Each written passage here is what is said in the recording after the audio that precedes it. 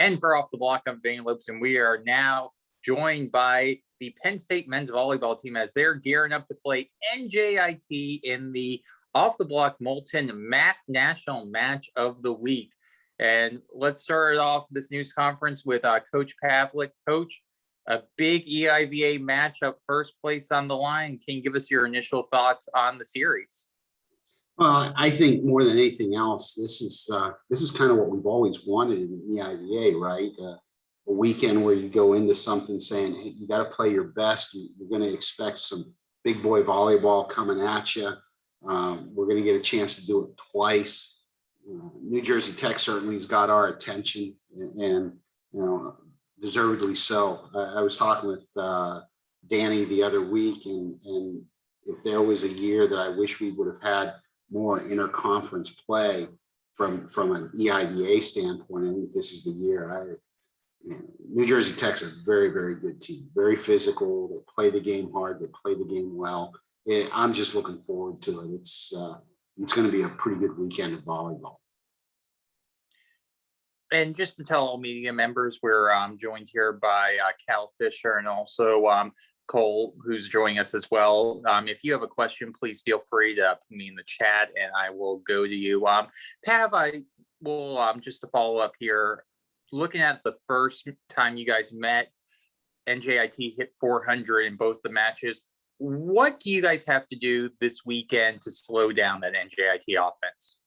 Well, I tried to order pizza and have Alvaro pick it up, and he said he wasn't really hungry at that time. I don't know. I think, I think anytime you want to slow down an offense, it starts with your serving. I think we've got to be aggressive. We've got to do what we've done all year long, but we also can't make it easy for them. I think we've got to make sure that we don't lose track of where Alvaro is. We don't lose track of where Meisner is. Alvaro is getting a lot of press, but Julian back there on the right side has done a real nice job as a sophomore. He was named freshman of the year last year in the EIVA. He certainly kept that arc going. And then you got the two middles with Luca and Chavaria. They're going to be, that you can't ignore them. And Feldfuss, if you say, well, we'll just worry about him later, next thing you know, you look up and he's got 12, 13 kills. So I think what we really have to do is be smart with understanding what situations they're in, who's most likely to get the ball, and just making sure that we're across the net on them with our block. I don't think it's anything that requires brain surgery, but they're going to get their kills, and we got to hope we stick with them close enough to turn one or two of those points late in the game to give us an advantage. All right, we're now going to go to Jonathan Bates of Off the Block, who has a question for the players. I'll go with Cal on this question. Obviously, your matches against St. Francis last weekend were canceled. So what is the mood of the team right now, having not played those matches? I think it was definitely frustrating as a team to not be able to play last weekend, but at the same time, it was very beneficial because that's a nice weekend of rest for us going into this big game. And then I have a question for Coach Pavlik.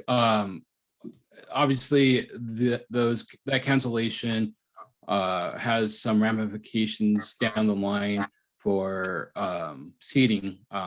If NJIT plays their full schedule, they'll have 2 more matches than you, and so that could be a consideration. Are you able to tell us anything about how come or why the matches were not rescheduled? Yeah, at this point, everybody's in the playoffs, and I don't think we want to burden our guys with additional matches in the middle of the week in the last 4 weeks of our regular season and prior to playoffs. I don't think it's, and I think Rummy shares that with me too. I don't think it's necessary at this point. Yeah, could it come back and bite us as a seeding? Sure, but you know what? every coach in the EIVA knew that when we threw this together back in October. And, you know, for me to complain about it now is you know, lacks a little bit of credibility there. So I'm happy with the way we decided things would run in October, and you know, nobody's surprised by something strange going on. You just got to roll with the punches, and it doesn't matter. You still got to play your best volleyball. All right, let's now go to Kevin, who has a question. Yeah, I guess this will kind of go to both. I'll start with Cal, and then I'll go to Cole after this. Cal, Pav mentioned keeping NJIT off balance with the serving game and everything like that. Obviously, your serve's one of the most potent in the country in that regard. What kind of mindset are you going into this match from behind the line specifically to do what you do best back there? Yeah, I think it's mostly about like just trusting my serve and like our serves as a whole on the team. Like we all have very effective serves. And when we can get teams out of system, we cause a lot of trouble. So yeah, it's just like consistency and keeping the same routine and just following through. And then Cole, as a team, Penn State's hit really well in these past few matches. I want to say 5 of the last 6 matches, its team hitting percentage above 300, seemed to be in a really good groove. That included a match above 500 in there as well. And a lot of that, I think, ends up being because of good decision-making by you and all of that. What do you have to say about this kind of groove that you've been in recently, and how you're approaching this weekend's series? Yeah, I can relate it to how well our passers are doing at the time. We're pretty much passing, I don't know how many times we're getting ace a game, but it's very, very unlikely. So other than that, I think it's just based off what our passers are doing, keeping us in system.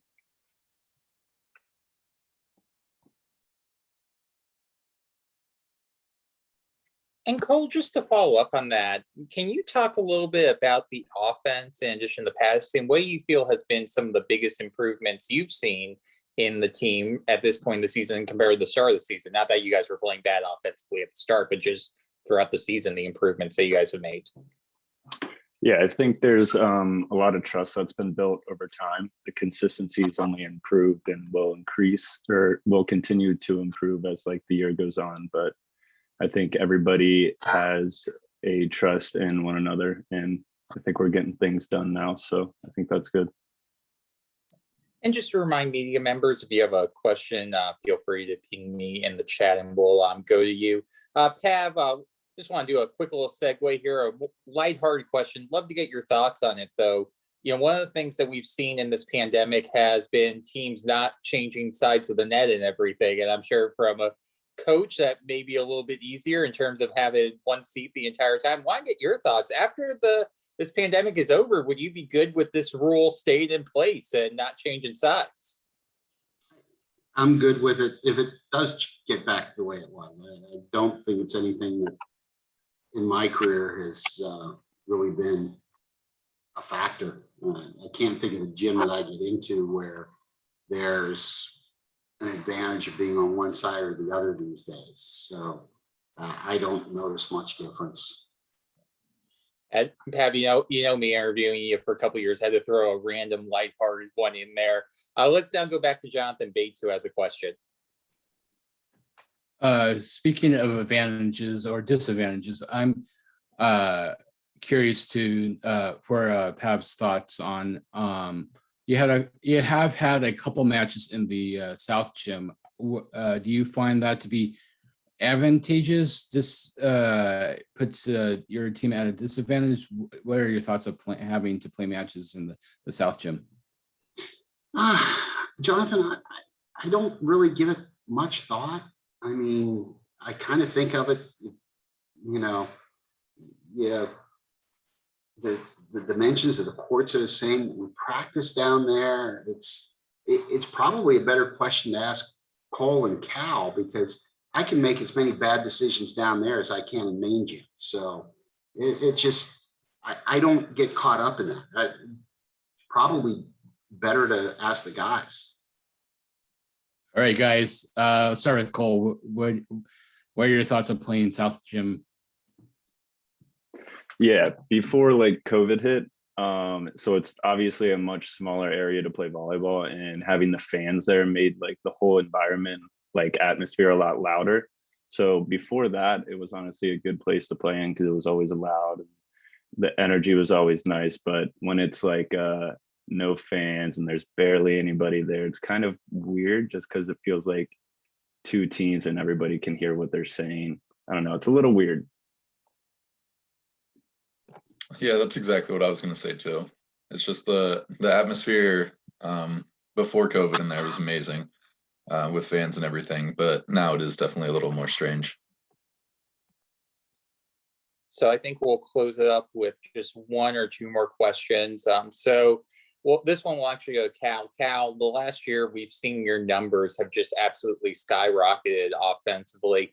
Can you just talk about your progression and what you feel has been the biggest difference in your game from where you are now compared to where you were 2 years ago?